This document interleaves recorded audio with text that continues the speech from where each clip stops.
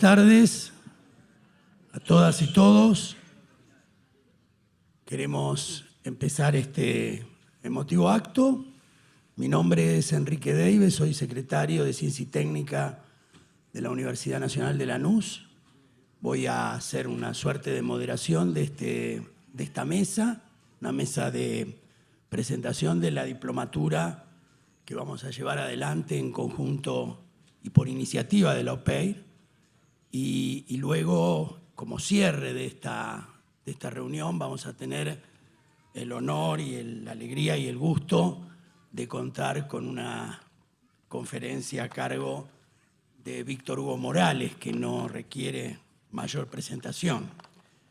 En primer lugar, quisiera poner un poco en contexto esta diplomatura que se inicia el próximo martes, que va a estar realizándose todos los martes en el horario de 18 a 20 con clases magistrales a cargo de docentes de la universidad, de destacadas personalidades del ámbito político, profesional, académico, y además, por supuesto, que va a estar en el marco de nuestro campus virtual, donde van a estar todos los materiales y todas las charlas que se van a dar a partir del próximo martes y toda la bibliografía complementaria. Esta diplomatura se va a realizar durante todo el año. Como decía, es una iniciativa del Observatorio de Pensamiento Estratégico para la Integración Regional, que es una asociación civil sin fines de lucro, OPEIR, y cuya sede está en el marco de APSAE, que es la Asociación del Personal Superior de Empresas de Energía, en San José 225, que le da lugar a OPEIR y que forma parte también de OPEIR, y que generosamente esta asociación sindical ha posibilitado el desarrollo de esta asociación civil. El presidente de OPEIR, que es uno de los que va a intervenir en esta charla de apertura, es Carlos López. Carlos López es una persona muy valorada y muy apreciada por muchos de nosotros que hemos compartido con él muchos años de militancia, de trabajo en los 10 años o 12 años que transcurrieron desde 2003 al 2015 en los gobiernos de Néstor Kirchner y Cristina Fernández de Kirchner, pero además ha sido parlamentario del Mercosur, director del Observatorio de Asuntos Latinoamericanos de la Honorable Cámara de Diputados de la Nación, es presidente de OPEIR y además es miembro de la Red de Intelectuales y Artistas en Defensa de la Humanidad. Y tiene como decía, una larga trayectoria política, militante, editor y compaginador y compilador de libros de política y de distinta naturaleza, y bueno, un gran amigo fundamentalmente.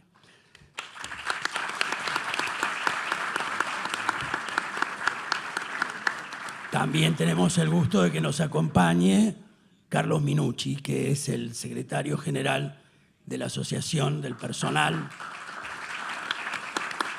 Superior de Empresas de Energía Eléctrica, y que bueno, también es un militante de mucha trayectoria, un hombre muy vinculado a nuestro distrito, a Lanús, y es uno de esos dirigentes sindicales de los cuales siempre nos enorgullecemos por su compromiso, por su honestidad y por estar siempre del lado que queremos que estén todos nuestros dirigentes sindicales. Y obviamente, bueno, para mí es un honor y un gran placer que, bueno, nos acompañe nuestro rector, el maestro Daniel Bossani.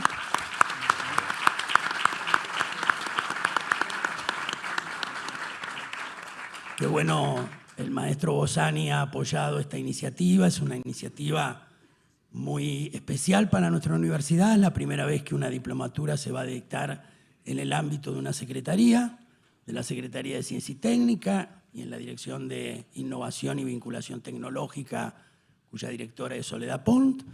Y nosotros, junto con OPEIR, vamos a llevar adelante esta iniciativa, que todas las diplomaturas en nuestra universidad son en los departamentos académicos, en los 4 departamentos académicos que tiene la universidad, pero por diferentes circunstancias se dio esta posibilidad de hacerlo dentro del marco de la Secretaría, que está posibilitado por los reglamentos y por las normas de nuestra universidad.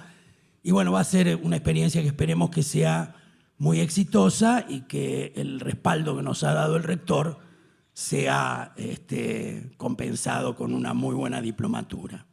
Yo, para ir terminando, simplemente quiero agradecer a los profesores, que hay varios de los profesores de la casa y del mundo, como decía, de la política y de amplia trayectoria profesional y académica, que nos van a acompañar durante la diplomatura. Hay muchos otros que no han podido acercarse, pero que en definitiva van a estar a lo largo de este año.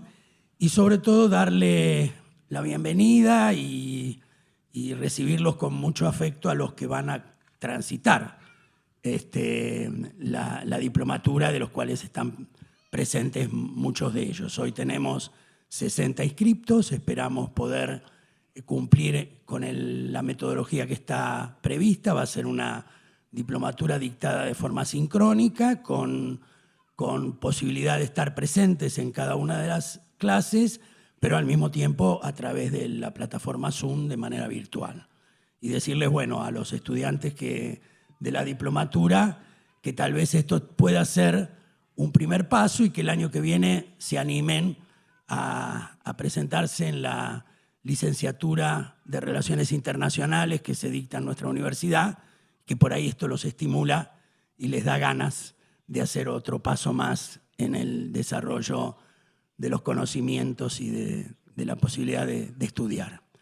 Sin mucho más que decir, nuevamente agradecerle la presencia a todos los compañeros de las distintas organizaciones del ámbito de nuestro distrito y de la universidad, estudiantes, docentes, no docentes, que están aquí, agradecerles la presencia, y no quiero ya seguir abusando del tiempo y le voy a pasar la palabra a Carlos Minucci para que él haga una presentación. Bueno, hola. Bueno, primero el orgullo de estar compartiendo esta mesa con gente tan célebre, con los profesores que están presentes y con todos ustedes, porque la verdadera búsqueda de OPEI y de la capacitación está reflejada en ustedes, en aquellos que ven en una sociedad en crisis como estamos atravesando, con problemas que todos conocemos. Creo que se hace esencial para cambiar un poco la historia argentina, para cambiar la historia de la militancia, para avanzar en cuadros de conducción.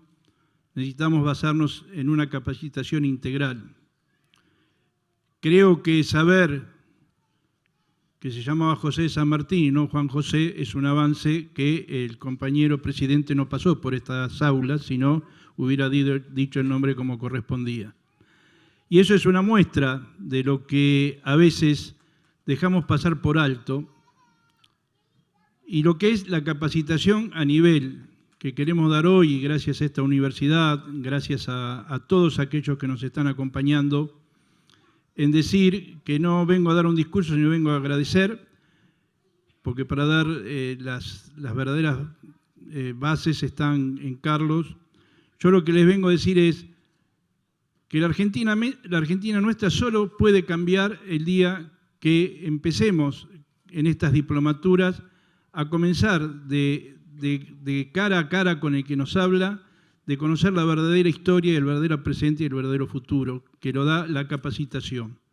A veces nos cuesta por tareas, por problemas de casa, pero nosotros necesitamos capacitarnos para poder saber que a veces la falta de capacitación o a veces la falta de conocer temas cruciales que nos están sucediendo día a día es por no tener este tipo de entendimiento que es entre aquellos que nos cuentan las verdades y aquellos que las recibimos. En mis años de militancia he tenido la suerte, no porque sea realmente cumplo recién 40. Nos sentábamos en las unidades básicas, en la Sociedad de Fomento, a escuchar los cassettes de Perón, cuando Perón nos hablaba y eso te formaba el barrio, te formaba la Sociedad de Fomento, te formaba el club, la universidad, y no lo podemos desaprovechar.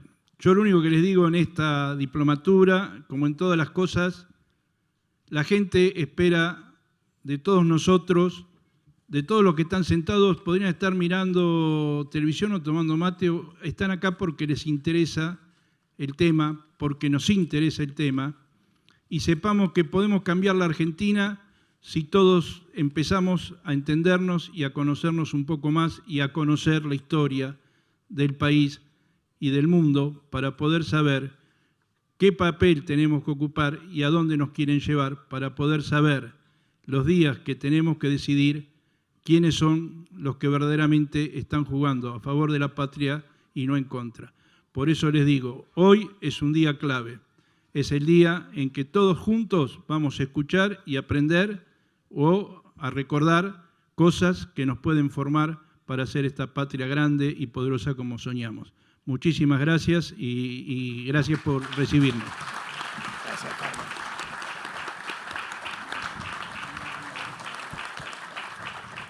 Muchas gracias, Carlos Minucci, por tus palabras y por tus deseos de llevar adelante todo esto.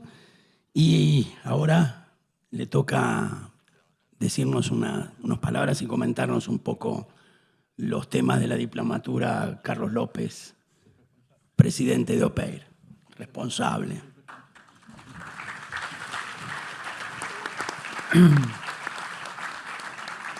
Bueno, buenas tardes a todos y a todas. La verdad es un grato placer estar aquí con todos ustedes. Nobleza obliga, yo quiero primero agradecer a la Universidad de Lanús, al compañero rector, a Enrique Deive y a su equipo de Sole y otras compañeras más que han hecho posible plasmar esto.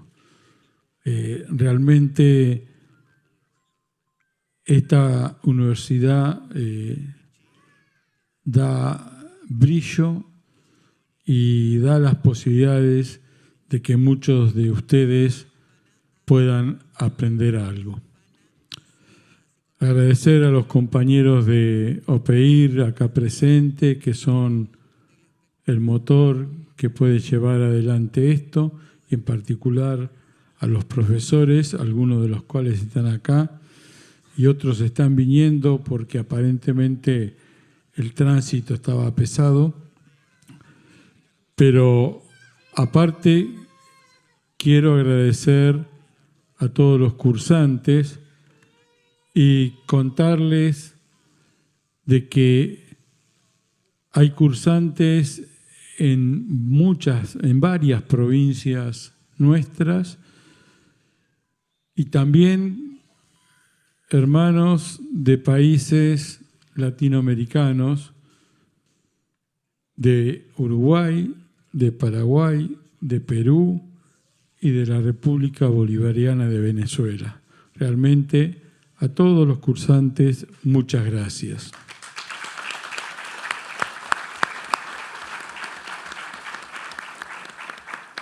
Desde el principio que nosotros estuvimos haciendo, después voy a relatar los cursos de formación, planteamos que nuestro aporte desde la diplomatura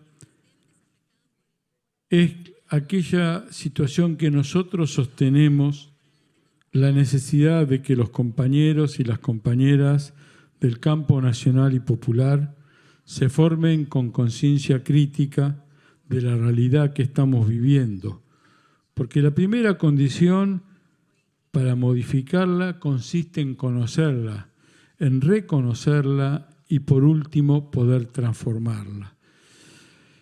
Para ello es necesario comprender que el proyecto nacional y popular en el cual estamos todos nosotros no empieza con nosotros ni termina cuando nosotros no estamos. Nosotros debemos entender que somos un eslabón en la cadena que el pueblo forja haciendo la historia. Y debemos tener en claro que la historia no es nítida, no es lineal, no es simple. Y como decía el compañero Rodolfo Walsh, y cito, nuestras clases dominantes han procurado siempre que los trabajadores no tengan historia, no tengan doctrina, no tengan héroes ni mártires. Cada lucha debe empezar de nuevo separada de las luchas anteriores. La experiencia colectiva se pierde, las lesiones se olvidan. La historia aparece así como propiedad privada, cuyos dueños son los dueños de todas las cosas. Por eso, para nosotros es fundamental que los ejes de nuestra formación se deban basar en la experiencia histórica de nuestro pueblo y que debemos poner el acento en la participación popular en ese aprendizaje.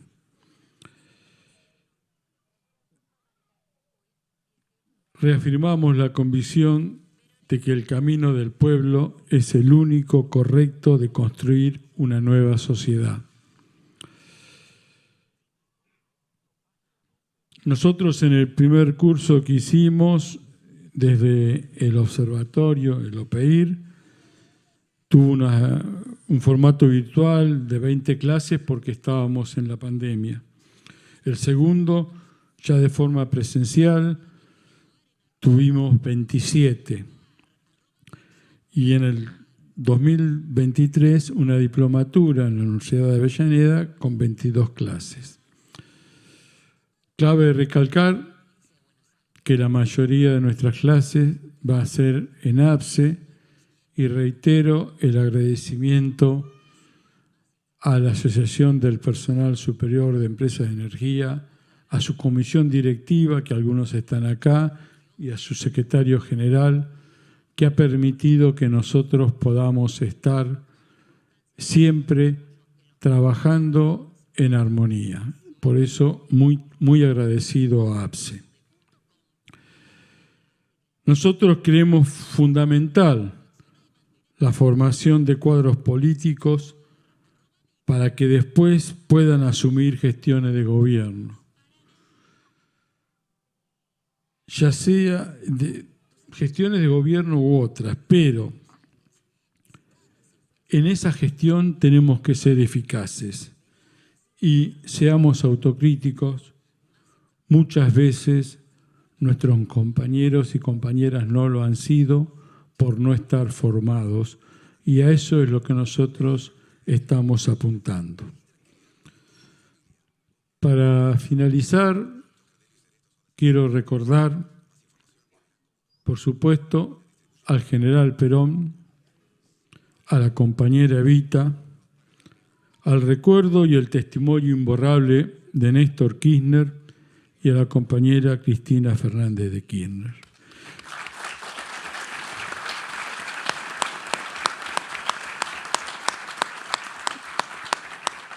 Como decía, estamos convencidos de que somos un eslabón más, pero en estos eslabones quiero recordar de manera particular a compañeros y compañeras que dieron la vida por este proyecto, a nuestros hermanos, los 30.000 compañeros detenidos desaparecidos.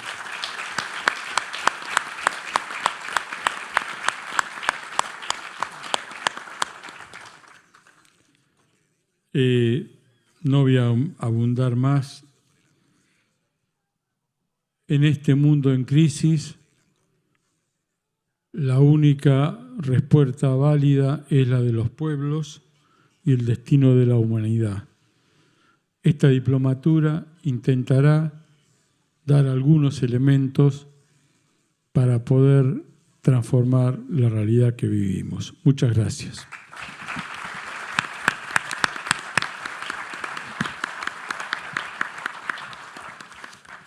Muchas gracias, Carlos, por tus palabras y por tu sentido padecer.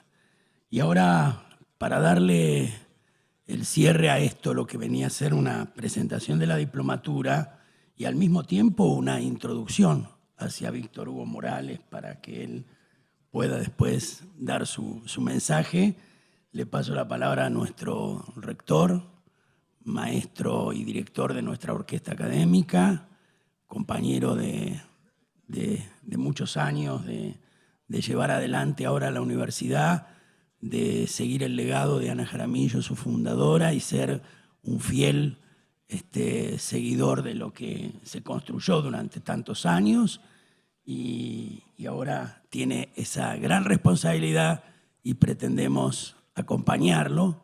Llegaron algunos personajes que se acercaron. No puedo dejar de mencionar que fue mi jefe durante muchos años y es un gran amigo, que es el exministro y ex embajador de México, Carlos Tomada.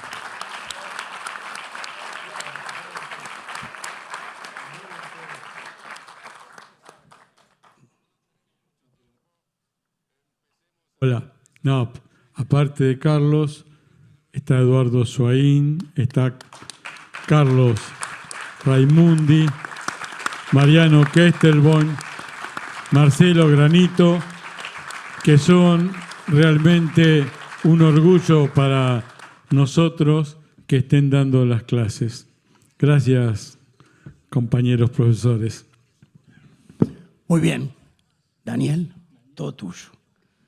Bueno, ¿cómo salir de esto? Por arriba saldremos. Y quiero darles la bienvenida, obviamente, darle la bienvenida a todos ustedes en este momento tan significativo para nuestra universidad, que es el comienzo de nuestra diplomatura universitaria en formación política e integración regional en Latinoamérica. Y gracias a los que recién se acercaron, realmente todos docentes prestigiosos. Yo siempre, perdón, no voy a hacer una cholulada, pero siempre admiré a Carlos porque para mí era el lugar peor de todos. Y él lo supo llevar durante tantísimos años y con tanta hidalguía.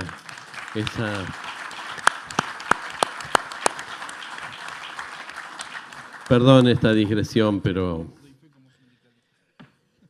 Y lo que quiero decirles hoy como un pequeño mensaje antes de darle la palabra a nuestro compañero Víctor Hugo Morales, que es muy difícil después, ¿no? Es difícil hablar antes de vos, después de vos.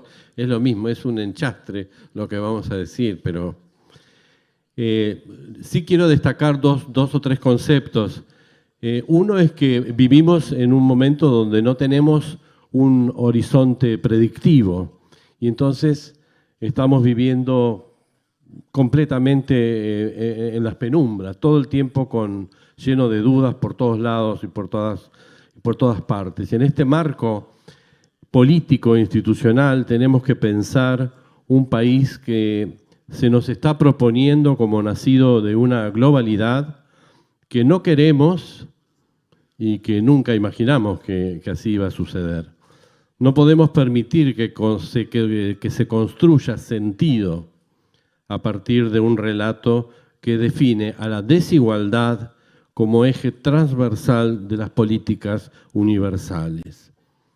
Los conceptos de la ultraderecha o el neoliberalismo son conceptos que viejos, no porque existían ya desde antes, pero son viejos en el sentido que nosotros debemos recategorizar esos conceptos, y la universidad está para eso. La universidad y el pensamiento deben recategorizar, buscar y definir nuevos conceptos, nuevas categorías de pensamiento, nuevas estrategias a partir de nuevas filosofías para poder desarmar todo este entramado, todo este ovillo espantoso que nos envuelve sin querer y que nos quedamos quizás atrapados también nosotros en pensamientos viejos y poco dinámicos.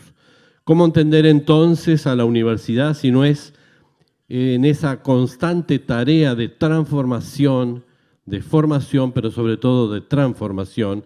Y entonces celebramos la apertura de esta diplomatura y de otras instancias que nos ayuden a agrandar y a mejorar la mirada sobre las cosas. Miren, tenemos que tener una mirada de 360 grados, ampliando la mirada, ampliando el ojo y todas las cosas nuevas que van apareciendo. Hoy estuvimos en el Ministerio de Obras Públicas de la provincia de Buenos Aires, en La Plata, hablando justamente de eso, que todo el tiempo van naciendo categorías nuevas, y nos decía justamente Catopodis, Gabriel, que hay que tener en cuenta todas las novedades que se van dando y conjugando, porque todo es como las capas tectónicas que se van moviendo y nunca estamos en la misma patria, nunca estamos en el mismo suelo.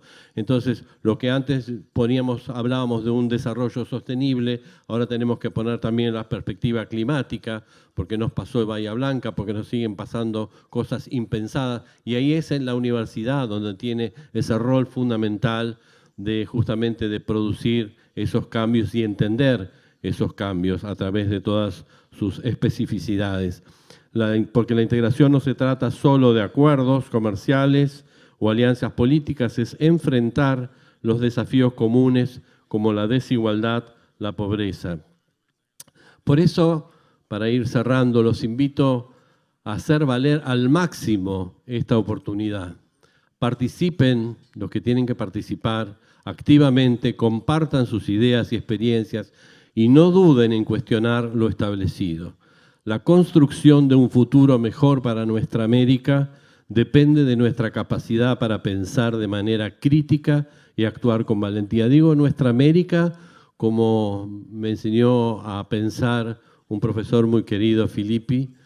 Nuestra América, que es una palabra toda junta, Nuestra América.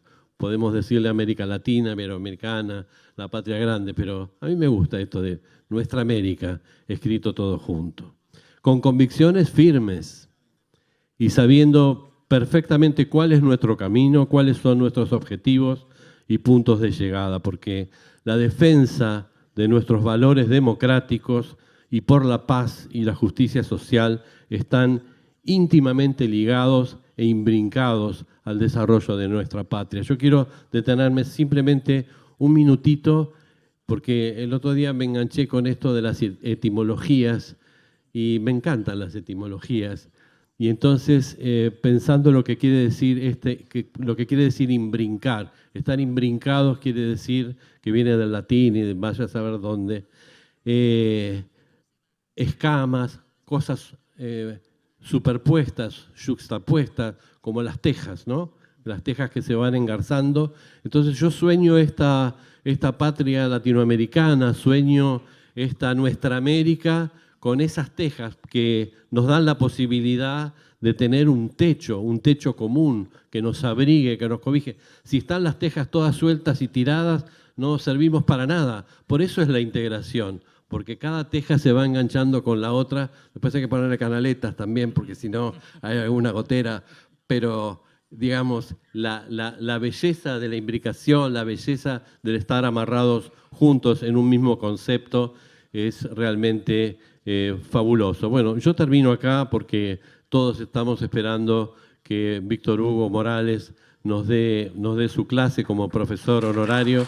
Así que muchas gracias por escucharnos.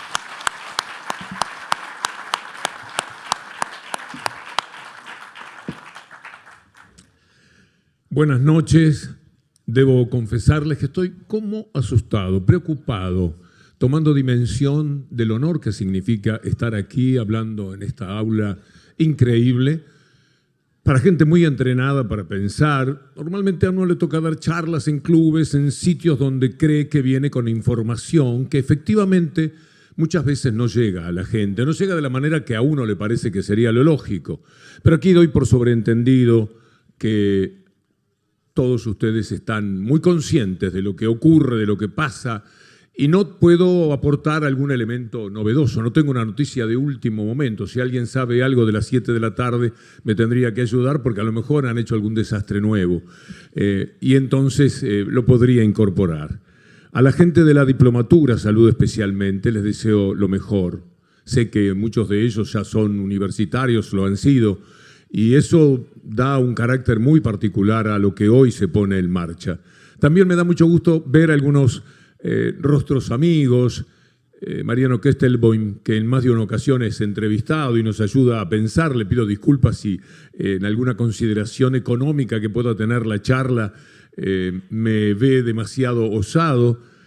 A Carlos Raimundo, que ha sido un hombre que pudo salir incólume de un gobierno muy difícil, y la verdad es que salió con todos los honores desde el punto de vista político, justamente defendiendo lo que Daniel mencionó como la gran patria latinoamericana. De eso se trataba, y lo hizo con una enjundia verdaderamente difícil en el contexto en el que tenía que moverse, así que me provocó mucha admiración su gestión. Y después está el hombre que más estimo entre 3 o 4 y no más de la política en la Argentina, que es Carlos Tomada, al que le tengo una profunda admiración, pero que excede lo político y tiene que ver también con lo personal. Lo considero una de esas personas a las que podría creerle cualquier aseveración que haga, porque lo siento una persona que ha transitado por el camino de la sinceridad, de la franqueza,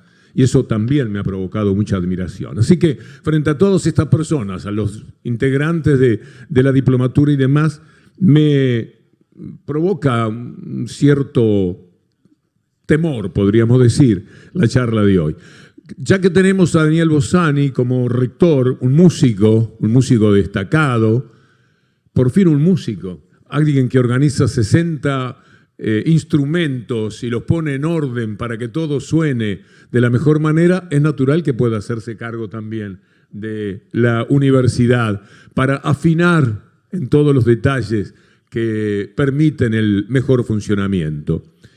Y le voy a dedicar la charla porque la voy a hacer en 4 movimientos, como si fuera, charlando de música, antes dije, voy a hacer eso, voy a tomar 4 movimientos diferentes para hablar de 4 de los elementos que coinciden hoy día en lo que más cerca nos pone de la realidad, o como uno ve la realidad que se vive en la Argentina. Así que el primer momento, que podría ser alegro con fuoco, que es normalmente el primer movimiento, este en realidad es tristón, porque tengo que hablar de que lo más evidente que tenemos en este momento para la discusión, para el dolor, para la preocupación, para la angustia, es el tema de la deuda de la Argentina. Pero lo que me sorprende de la deuda no es todo lo que sabemos de la deuda, sino lo que no discutimos de la deuda. ¿Por qué la deuda? ¿Quién inventó que había que endeudarse de esta manera, no para un puente, no para construir una escuela, sino para tener dinero que permita a las empresas internacionales fácilmente tomar el dinero y sacarlo del país? Que de eso particularmente se trata, por eso es la famosa fuga de dinero, además de los tránsfugas locales que por supuesto aprovechan la situación. ¿Por qué la deuda? ¿Por qué hay que pedirla de esta manera tan dramática? Y fíjense que surge el primer dato para mí relevante que hace a la realidad. ¿Quiénes piden deuda? ¿Quiénes salen con la gorra a humillar al propio país? Y siempre son los neoliberales, siempre son los que defienden el sistema capitalista. Salen en los de la dictadura, hasta ese momento prácticamente la deuda no existía. El Fondo Monetario Internacional era desatendido, desoído por el gobierno que hubo hasta 1955, según todo lo que he tratado de leer y de informarme al respecto. Cuando aparece la dictadura, por imposición de los poderes internacionales, desde Chicago, un señor Milton Friedman, que además fue premio Nobel de Economía cuando tendría que haber sido condenado a la cárcel por economía, por el daño que le ha hecho a la humanidad, en nombre de ese señor que empieza por Chile, donde no podían democráticamente hacer lo que pretendían, que era con los dineros que sobraban del petróleo internacional, etcétera. ¿Qué hacemos con todo este dinero? Acá en los bancos, quieto, prestémoslo, hagamos plata. ¿Dónde? Y bueno, donde nosotros podamos tener nuestros dominios. Y empezaron por Chile. Y fueron a Chile, pero se dieron cuenta que para entrar en Chile tenían que derrocar al gobierno, porque ese gobierno había ganado las elecciones. Allende cae después de una victoria electoral. Entonces, golpe de Estado. Golpe de Estado en la Argentina, golpe de Estado en Uruguay, absolutamente todo para poder prestar ese dinero, endeudarnos con dos caminos. Primero las ganancias, pero luego, y fundamentalmente, el ser cogobernantes de esos países y a veces, como está sucediendo en estos momentos, gobernantes exclusivos. ¿Qué está pasando en esto? Tenemos en la Casa Rosada atribulados señores que están esperando el llamado de los que verdaderamente mandan en la política y en la economía internacional. A ver qué pasa, cuánto nos van a dar, y con eso cómo nos arreglamos, y cuándo nos dan la segunda parte, y cuándo la tercera, y cuándo llegamos a tener todo esto. Y ustedes van a tener que devaluar, vamos a tratar de que no, porque tenemos las elecciones. Piensen que si tenemos elecciones conviene que no devaluemos para que podamos tener un poco más de voto y para ser coherentes. Les va a servir a ustedes, porque si nos quedamos nosotros les vamos a pagar mucho más fácil. Pensándolo bien, posiblemente diga el Fondo Monetario Internacional, entonces le vamos a prestar el dinero. ¿Pero por qué llegamos a esta instancia en que toda nuestra vida está pasando por la deuda? Todo, absolutamente lo que se habla, lo que estamos recibiendo, lo que estamos cobrando, los salarios, las jubilaciones, lo que no pueden recibir las personas con discapacidad, tiene que ver con la deuda. Es espantoso que esto nos ocurra después de los ejemplos que hemos tenido. ¿Qué sucede con las deudas? La tomó el liberalismo de Martínez de Oz, después el neoliberalismo de Cavallo. Una cosa muy graciosa. ¿Lo escucharon a Cavallo hoy quejarse porque están sosteniendo el dólar con los dólares de los ahorristas? ¿No es gracioso? Cavallo preocupado por los dólares de los ahorristas, después de lo que nosotros conocemos de su historia. Pero esto dicho al pasar, Cavallo también. La deuda, el blindaje, después el megacanje, con personajes que todavía están aquí. Nosotros tuvimos la expectativa de que efectivamente Sturzenegger lo pagara de alguna manera. No, está cobrándonos no se sabe qué, porque nuevamente es un funcionario. Y estaba en aquel momento, particularmente del megacanje, que vino después del blindaje. Es increíble que no suceda. Siempre los neoliberales. ¿Cuándo reapareció la deuda? Con Macri. ¿Cuándo se acrecienta la deuda? Con Milei. Es decir, siempre el neoliberalismo. Y en el medio, los gobiernos que se hacen cargo de la deuda. Los gobiernos que se permitieron no solamente pagar y de esa forma eliminar problemas a la Argentina, sino que le devolvieron la integridad y la dignidad al propio país. Cuando usted puede decirle al Fondo Monetario Internacional, señores, hasta acá llegamos, muchas gracias, a casa. Ustedes se van de nuestras vidas. Y nos olvidamos que existía el Fondo Monetario Internacional. Gana las elecciones con todo tipo de promesas y con una campaña mediática atroz, se hacen del gobierno y lo primero que empiezan a hacer es crear una deuda pavorosa, primero con los privados y cuando ya no podían más, al cabo de 2 años, ir por el Fondo Monetario Internacional y resignar absolutamente todo lo que hace al futuro inmediato y yo creo que también mediato del país, porque ya no se va a poder tomar una sola decisión. Sí se va a poder. Se va a poder tomar alguna decisión cuando se recupere el poder político que se ha perdido. Y eso es posible. Lo que quiero decir fuertemente es de mi esperanza. ¿Por qué esta gente hace tanto daño? Van a causar tales problemas a lo que es la vida de los argentinos que no creo que puedan defender, como le pasó a Macri, que ni siquiera se pudo presentar a la siguiente elección, que van a tener que irse del poder dejándoselo a los que vienen a arreglar la situación, a los que vinieron siempre en el medio de todas estas desgracias a solucionar los problemas, como efectivamente sucedió. No voy a mejorar este rostro. Gracias. Había en todo ese periodo, había la recurrencia maldita a una deuda que yo no puedo creer por qué ellos que se presumen los que verdaderamente tienen que gobernar, porque esto viene así, hace 200 años que América Latina la gobiernan ellos, entendiendo por ellos las élites dominantes, porque nosotros supuestamente no estamos habilitados, nosotros pueblo no sabemos cómo se gobierna. Cuando González Fraga dijo, se creían que podían tener plasma, que podían viajar, que podían tener un auto usado, que podían tener vida, le faltó decir, se creían que podían gobernar. Y efectivamente lo que estaba sucediendo era que se gobernaba, pero ellos no tenían inconvenientes económicos, nunca perdieron, jamás, con esos gobiernos, pero les afectaba en su amor propio histórico. Desde el fondo de la historia mandan ellos y entonces no soportan que aparezcan gobiernos de corte popular que se puedan hacer cargo de la vida de la gente pensando en la gente y no pensando exclusivamente en los privilegios de clase que ellos se arrogan desde el principio de la historia.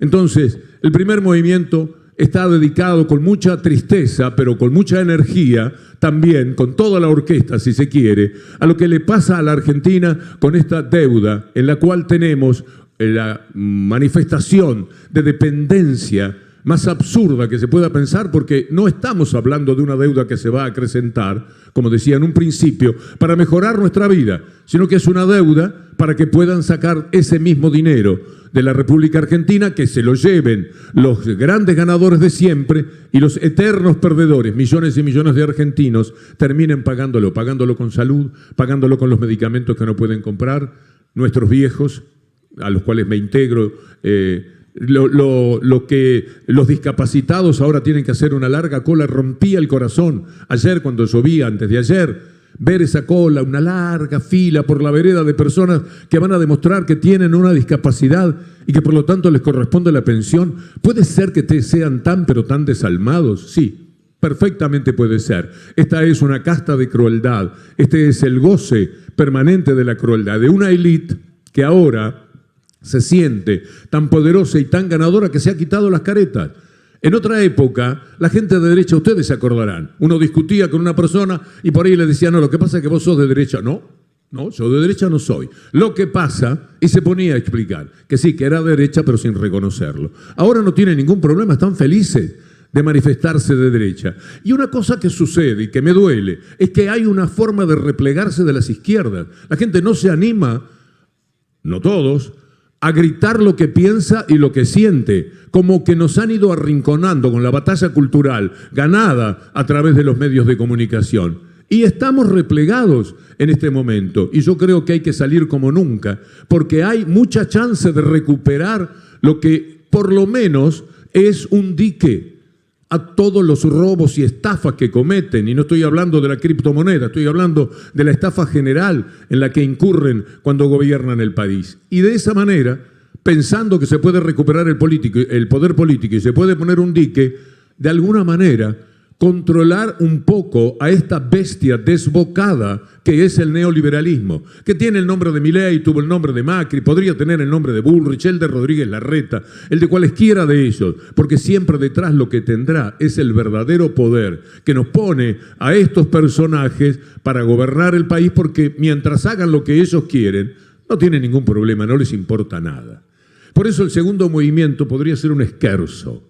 El esquerzo, que es como jugar con los materiales, como Messi haciendo jueguito, una cosa por el estilo, con las notas. Y el esquerzo sería, porque tiene algo jocoso también, pensar en cuál es la gente que aplica este tipo de políticas. Es para divertirse si no adoptamos la actitud de lo trágico que resultan estos personajes. Es Milei, el señor Milei, presidente de la República. Ustedes vieron, levanten la mano los que vieron la película Pandenomics. Miren ustedes, YouTube dura 32 minutos y hay que mirar los últimos 5 minutos. Pandenomics es una película que hizo Milei y que la hizo con un director de cine que se llama Santiago Oria. La película consiste básicamente en un largo reportaje en lo que se sabe que es lo que puede decir Milei, porque conocemos bien al personaje. Pero los últimos 5 minutos son increíbles pensando en la realidad que estamos viviendo ahora del Fondo Monetario Internacional y del Banco Central, porque lo que se le pide al Fondo Monetario Internacional sería para adecuar de la manera más correcta al Banco Central, el mismo que querían destruir. Cuando vuelvan a sus casas, cuando se acuerden de esto, busquen YouTube, ponen Pandenomics y aparece la película. Y en esa película, en esos últimos 5 minutos, se van a encontrar con un Milei que está diciendo un discurso épico, impresionante en la forma, con unos jóvenes que están en un lugar un poco claustrofóbico, ahí en un garage, escuchándolo, y todos gritan, libre, libre, y Milei, Milei. Y de repente Milei se frena y dice, Lilia, llama a Lilia Lemoine. ¿Cómo llegó esa chica, verdad, a estar a cargo de nuestras vidas? Porque de alguna manera es lo que pasa. Somos deudores de lo que hace por nosotros, en realidad contra nosotros, una joven que se llama Lilia Lemoine. Entonces, cuando él la llama, Lilia Lemoine pasa entre todos los jóvenes, viene caminando vestida tipo Gatúbela, con una ropa ajustada, viene con una caja y le dice a Milei mientras está llegando, el Banco Central ha vuelto a ser de las suyas, es hora de tomar las medidas. Y le pone la caja a Milei. Milei recibe la caja, la abre, mira y aparece una ropa, un uniforme de Batman. Y pone la cara de Milei haciendo Batman, soy yo. Lo primero que hay que hacer es romper el Banco Central. Y tienen un Banco Central de Telgopor y lo rompen con un martillo. Todo en la final de la película, martillo uno tras otro, para romper al Banco Central, el nombre del cual ahora, con enorme caradurismo, sin tener el mínimo sentido ético de responsabilidad frente a sus propias palabras, ahora pretenden salvar. El nombre de esa salvación del Banco Central, más deuda para condenar todavía más a los argentinos. ¿Cómo esta gente se hizo cargo de nosotros? Como un tipo que habla con el perro, como alguien que fue hace 2000 años. Esto lo confirmó La Nación. La Nación puso que había consultado 11 versiones, 11 personas, 11 fuentes, para que le contaran si era verdad esta historia. Que él, Milei, ha dicho que él estuvo hace 2000 años en el Coliseo Romano. En el Coliseo Romano él era un gladiador. Y cuando le toca salir a la arena, del otro lado sale el clásico león. Pero él intuitivamente lo mira a los ojos y se da cuenta que en realidad el león era un perro, era Conan. Y en esa mirada, mientras el emperador seguramente hacía pulgar para arriba, maldita sea, porque no hizo pulgar para abajo, y ahí mismo se terminaba la historia, ahí mismo el perro Conan y Milei se ponen de acuerdo en salvar a la Argentina. Salvarla con Moisés, que es la hermana. En la película aparece la hermana, préstenle atención, aparece con 2 alas enormes de ángel, porque se supone que Milei llega con un ángel y el ángel es su hermana. Estas son las personas que se han hecho cargo de nuestra vida. ¿Cómo lo consiguieron? Sí, hubo defectos, sí, hubo una sociedad que cambió, sí, hubo pandemia, sí, se permitió una especie de darle la espalda a los sueños que se tenía en el 2019. Todo esto es verdad y es parte, por supuesto, también de la historia. Hubo una fuerte batalla cultural de los medios, siempre contra los gobiernos populares. Fíjense ustedes, entre paréntesis, Kicillof fue 2 años ministro de Economía en la Argentina, del 13 de junio del 2013, creo que el 13 del 2013, hasta que termina el gobierno, en el 2015. En esos 2 años, salvo los 2 primeros meses, 3, que la inflación estuvo en el 3, llegó al 4, a partir de marzo, abril, mayo, junio, la inflación de la Argentina durante 2 años fue de 2% de promedio, porque esos 4 molestaban del principio. En realidad, la inflación era 1,33, 1,60, 1,95 el último mes del gobierno de Cristina Kirchner.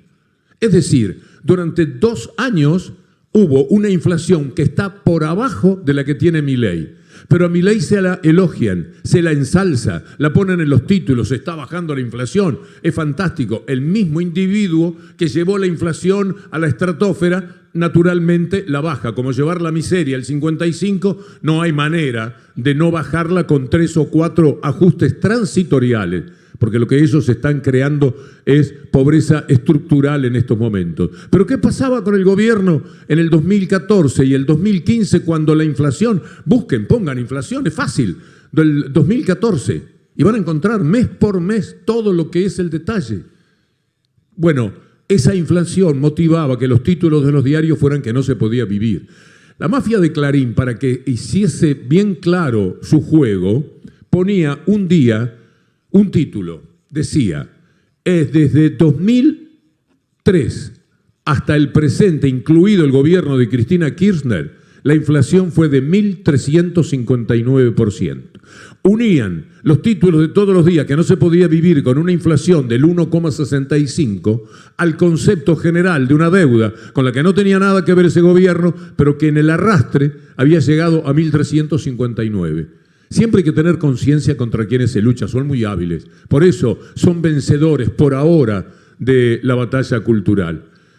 Cuando Milei termina de presentarse en el Coliseo y se presenta a través de esos mismos medios de comunicación para ser presidente, en realidad uno de los errores fue no tomarlo en serio. Parecía mentira que eso podía suceder. Y ocurrió. Y esos son los que ahora, a nombre de todo lo que le importa al poder económico, al poder real, se está haciendo en la Argentina.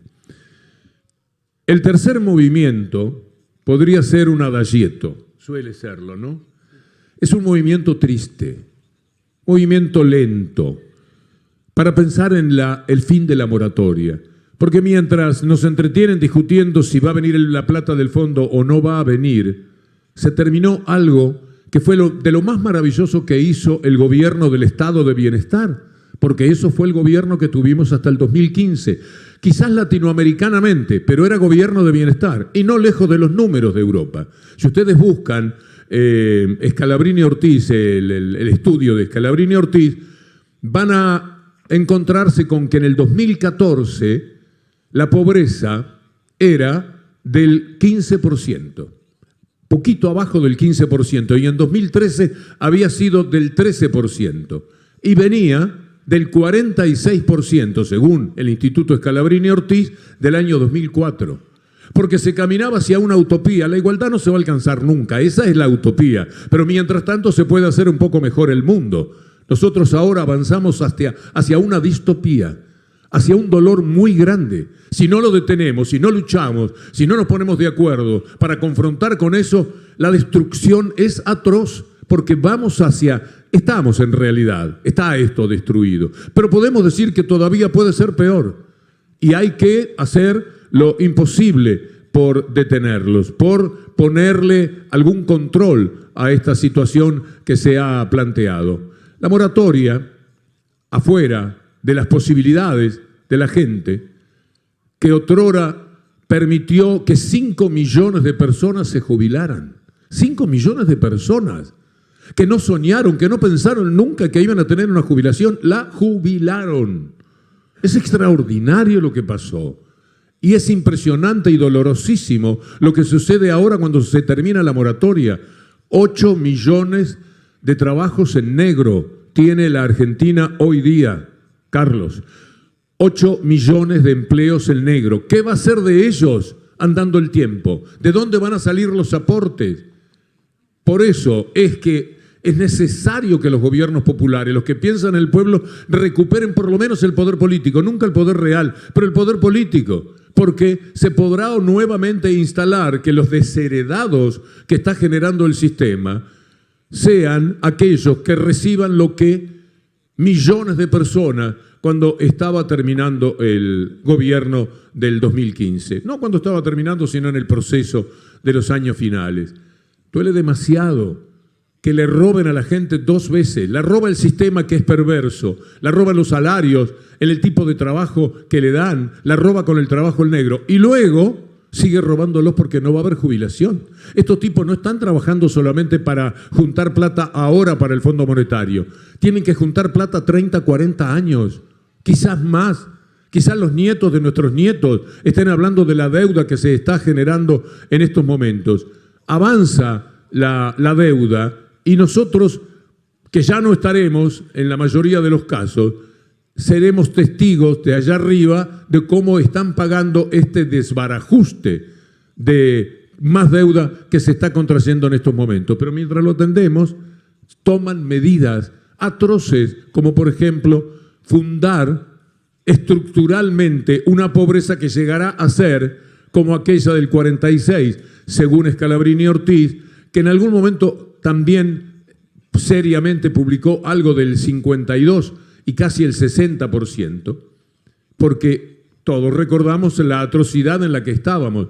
Fíjense lo que ocurre cuando va un gobierno que piensa en la gente, con muchos errores, yo no sé cuáles, pero siempre se termina diciendo debemos haber cometido muchos errores. Hagan autocrítica. ¿Cuál es la autocrítica? Haber trabajado permanentemente a favor de las necesidades de la gente y darle esa posibilidad de una mejor calidad de vida. El último movimiento es cuando uno entrega absolutamente todo lo que siente. Lo que yo siento es que estamos en medio de una estafa brutal, pero la estafa tiene 200 años, que de vez en cuando se controlan gracias a las apariciones de gobiernos populares que ellos destruyen sistemáticamente. Esto está hecho de gobiernos neoliberales, historias neoliberales que solamente les permiten acumular dinero a ellos y una inmensa pobreza para la gente. Cuando en 1930, son números, también los pueden consultar y es bueno que lo hagan. En 1930 la renta se dividía 70% para la élite, para unos pocos, y el 30% para todo el pueblo. En 1945 todavía era así, 70-30. En 1955 era el 50-50, era 50 y 50. Eso les dolía, esa renta que habían perdido de sus bolsillos y que ahora estaba en las manos del pueblo, vía la distribución, vía el trabajo, vía la industrialización. Esto era lo que los mortificaba y por eso, miren lo que es la derecha, han casi ocultado el bombardeo sobre la Casa Rosada, sobre Plaza de Mayo. Miren qué poder que tienen, qué poder mediático. Durante años yo leí y no lo podía creer de lo que se hablaba. Era de que esa noche, en represalia, hubo algunos ataques a algunas iglesias. Y quedaba eso. Y no hablaban de las 300 personas asesinadas por compatriotas, desde aviones que pagaban los asesinados de abajo. ¿Pero por qué lo hacían? Porque querían sacar ese gobierno. ¿Quién lo quería? La élite dominante. Porque el único ejército de tipo popular y nacional que hay, bueno, es el de Venezuela hoy día. Los ejércitos nuestros, los de nuestra América del Sur en general, son ejércitos liberales. Son ejércitos que son la última retaguardia de cualquier cosa que les pase. Por eso el poder real es invencible. Por eso no podemos contra lo que nos hacen. Por eso es que vivimos la estafa tratando de aminorar el paso de la forma que ellos tienen de quedarse con todo. Quiero terminar con los números para que los fijen. Termina el peronismo 50-50. Vienen ellos, viene nuevamente lo neoliberal.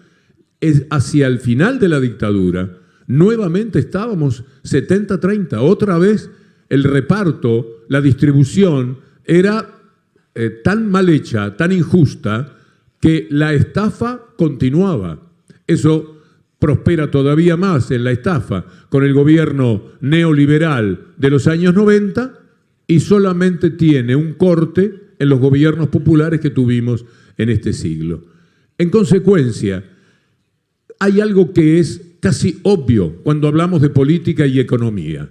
Unos pocos que se quedan con todo y que son los que mandan sobre el resto. Y un resto que tiene un trabajo cultural enorme como para que haya personas de la clase media hacia abajo que sean capaces de votar a sus verdugos. ¿Cómo puede ser? Miren qué hábiles que son, pero también qué sonsos que somos de este lado pueblo para no darnos cuenta que jamás ellos, con el desprecio que nos tienen, nos van a respetar y van a pensar para nosotros. Siempre van a pensar para ellos.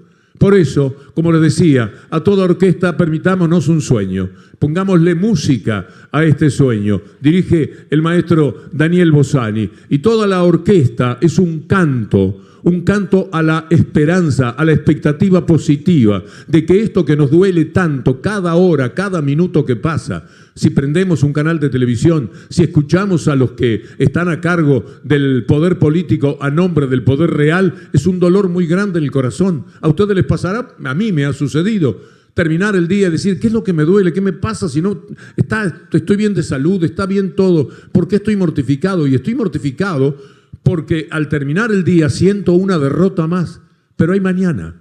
Otra vez a la mañana uno empieza a dar la pelea. Cada uno de nosotros empieza a dar la pelea. Que esa pelea nos permita, por lo menos, controlar y contener esta situación tan desgraciada que le toca vivir a la Argentina. Chimpún, muchas gracias.